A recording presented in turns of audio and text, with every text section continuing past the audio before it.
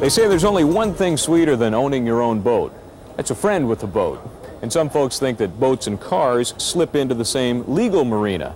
Not necessarily. Warranties. What is it you want the boat to do? You don't want a flat-bottom boat to use on the open seas, so specifically ask the question, is this boat going to float where I want a boat?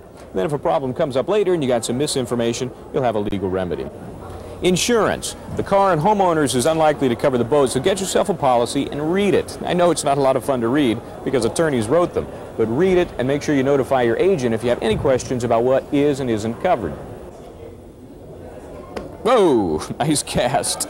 We know that eventually you're going to loan your boat to somebody, but be careful. Parents are normally responsible for the actions of their children, and if you lend the new toy to a guy you know likes to mix boats and beer, you could be legally responsible for any damages.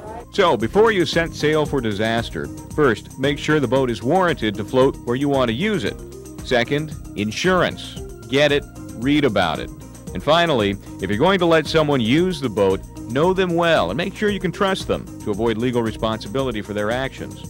You know, I boat in some pretty rough water. You sure this boat can handle it? Absolutely. Don't worry about it. Okay. It can handle anything. Okay, well, I've got the insurance, and I'm not letting anybody use this boat. Well, you know, money's another factor. But if you keep all of these considerations in mind when you go to buy a boat, you'll have the legal edge. I'm attorney Michael James Bryant.